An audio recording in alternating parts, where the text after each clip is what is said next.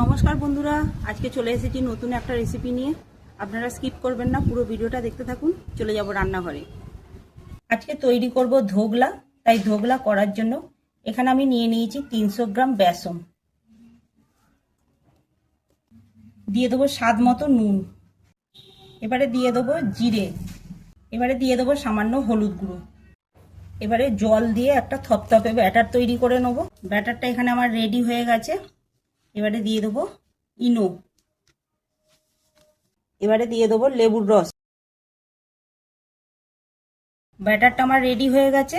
এবারে একটা ডিশে ঢেলে নেবো। এবারে ডিশে একটু তেল মাখিয়ে নেবো। এবার ডিশে তেলটা মাখিয়ে নেবো। এবারে আস্তে আস্তে ডিশে ঢেলে দেবো।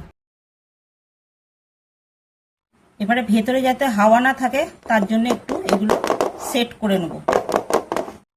কড়া বসিয়ে দিয়েছি। এবারে দিয়ে দেবো জল। এবারে স্ট্যান্ডটা বসিয়ে দেবো। এবারে থালাটা বসিয়ে দেবো। এবারে একটা চাপা দিয়ে দেবো। 20 মিনিট হয়ে গেছে। এবারে আমি খুলে দেখব। খুব সুন্দর হয়েছে।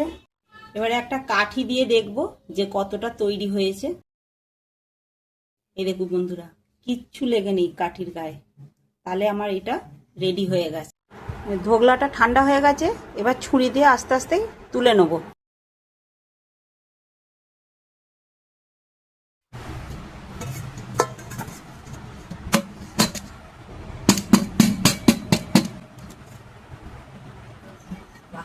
সুন্দর হয়েছে, পুরো জালি জালি মতো হয়েছে দেখুন বন্ধুরা।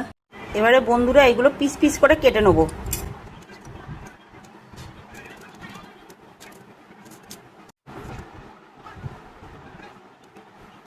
এখানে একটা তড়কা করে নেব। সেই তড়কা করার জন্য কড়াতে দিয়ে দেবো সাদা তেল। কড়াতে দিয়ে দেবো জিরে, দিয়ে দেবো সর্ষে, দিয়ে দেবো কারি পাতা, দিয়ে দেবো কাঁচা লঙ্কা চেরা। এবারে দিয়ে দেবো জল। আগে নুন দেয়া আছে, তাই জন্য আমি একটুখানি নুন দেবো সামান্য। এবারে দিয়ে দেবো স্বাদ মতো চিনি। এবারে দিয়ে দেবো লেবুর রস। এবারে এই তড়কাটা ধোগলার উপর দিয়ে দেবো। দেখুন বন্ধুরা কত সুন্দর হয়েছে। আর এক পিস তুলে দেখাবো। এই দেখুন বন্ধুরা কত সুন্দর ধোগলা আমার হয়েছে। তো বন্ধুরা ধোগলা আমার রেডি। কেমন হয়েছে রেসিপিটা অবশ্যই কমেন্ট করবে, শেয়ার করে দিয়ে পাশে থাকবেন।